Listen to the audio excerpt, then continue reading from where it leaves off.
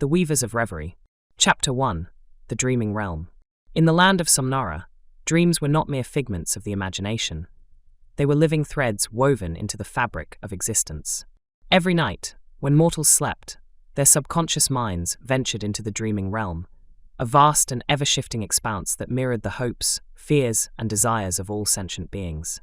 Here, dreamers could shape landscapes, conjure companions, or even rewrite fragments of their waking lives.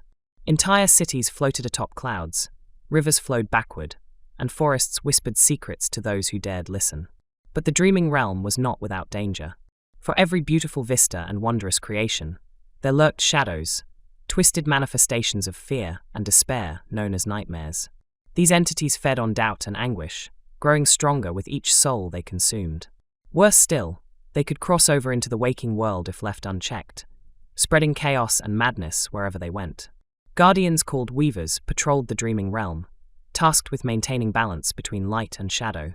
They were rare individuals born with the ability to manipulate dream thread, the ethereal substance from which dreams were crafted. With it, they could mend fractured realities, banish nightmares, and guide lost dreamers back to safety. Yet even among the Weavers, few possessed true mastery of their craft. Most spent lifetimes honing their skills, learning to navigate the labyrinthine corridors of the dreaming realm and decipher its cryptic rules. Lira Veyne had always known she was different. From the moment she could remember, her dreams felt more vivid than life itself. She could summon rainstorms with a thought, reshape mountains with a gesture, and speak to creatures no one else could see. In her dreams, she was unstoppable, a queen of infinite possibility. But in her small village of Dusk Bend, such abilities were viewed with suspicion. To most, dream-walking was a gift reserved for legends, or curses best forgotten.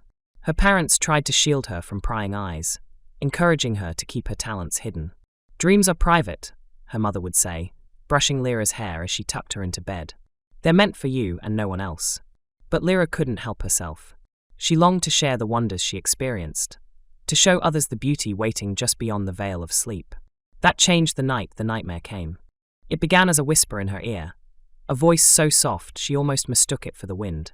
Then came the cold, seeping into her bones like frost through glass.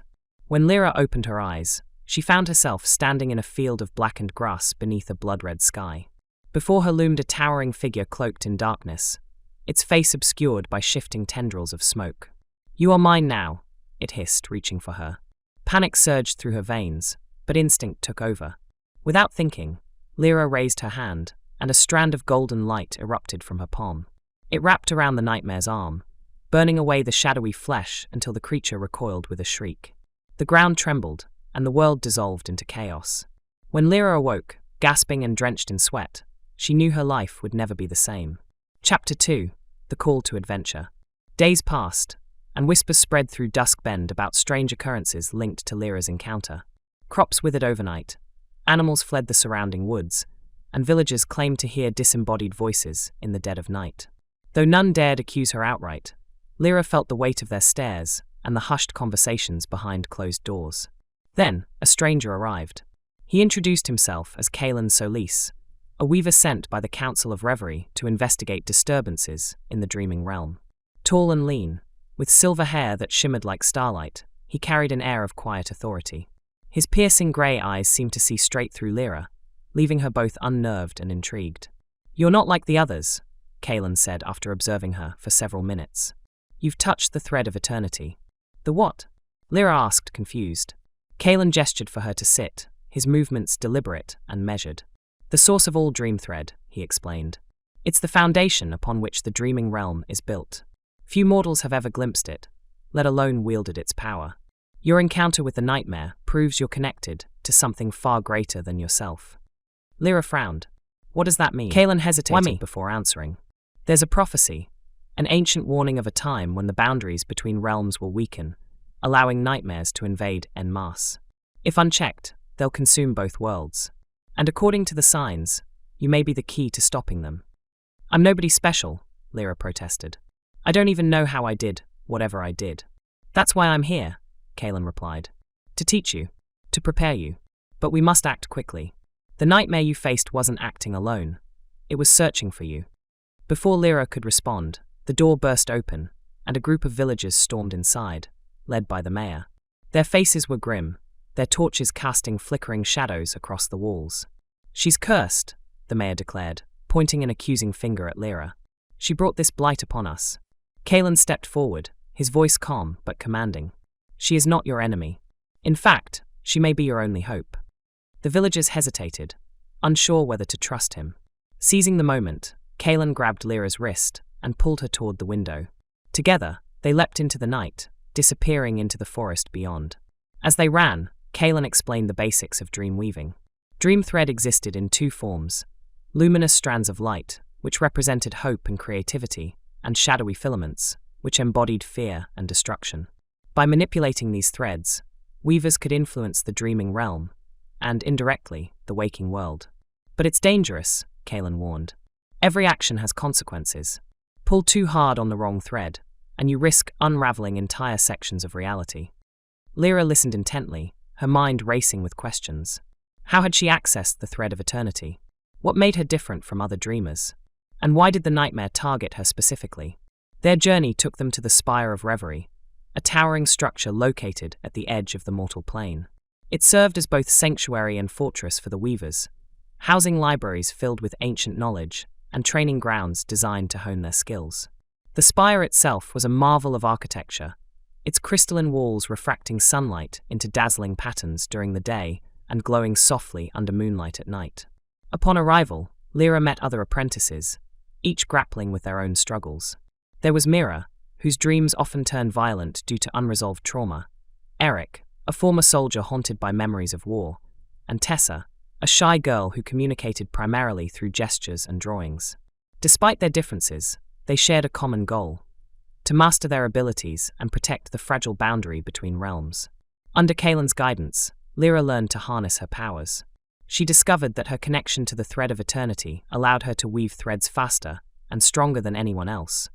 But it also made her vulnerable to corruption. The more she used her abilities, the harder it became to distinguish dreams from reality. Chapter 3: Into the Unknown. Training was grueling. Each apprentice faced unique challenges tailored to their strengths and weaknesses. For Lira, the lessons focused on control. Her raw talent was undeniable, but her impulsiveness often led to unintended consequences. During one exercise, she accidentally created a storm so powerful it flooded half the training grounds, forcing everyone to evacuate. "You need to learn patience," Kalen scolded afterward, his expression stern. "Power without discipline is a recipe for disaster." Lira nodded, though frustration simmered beneath the surface. "I'm trying, but it's like the threads have a mind of their own. They pull at me, demanding to be used." "That's because they sense your potential," Kalen said. "The thread of eternity chose you for a reason, but it's up to you to decide how to wield it." Meanwhile, reports of nightmare incursions grew increasingly frequent. Entire villages reported sleepwalking epidemics, while others claimed to witness shadowy figures lurking in the corners of their vision. It became clear that the prophecy was unfolding, and time was running out. One evening, as the apprentices gathered in the library to study ancient texts, a messenger arrived bearing urgent news. A massive nightmare had emerged near the capital city, feeding off the collective fears of thousands.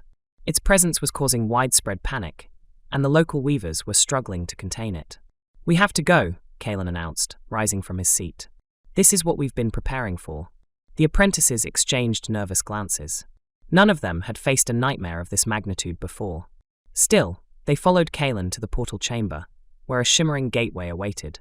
Stepping through, they entered the dreaming realm. What greeted them was unlike anything Lira had seen before. The nightmare towered above the landscape, its form constantly shifting between grotesque shapes. A serpent coiled around a mountain, a wolf with burning eyes, a humanoid silhouette wreathed in flames. Shadows spilled from its body, infecting everything they touched. "Stay close," Kalen instructed.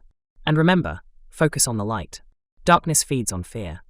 The battle was chaotic and relentless. Mira unleashed torrents of fire, her anger fueling her attacks. Eric formed shields of solidified dream thread, protecting the group from the nightmare's strikes. Tessa wove intricate patterns that disoriented the creature, buying them precious seconds to regroup. But it was Lira who delivered the final blow. Drawing deeply from the thread of eternity, she summoned a radiant beam of light that pierced the nightmare's core. With a deafening roar, the creature collapsed, dissolving into nothingness. Exhausted but triumphant, the group returned to the waking world. Though the immediate threat had been neutralized, Lira knew this was only the beginning.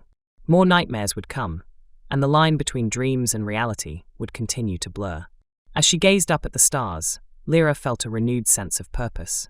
She might not have chosen this path, but she was determined to walk it, to protect the fragile balance between realms and ensure that dreams remained a source of wonder rather than terror.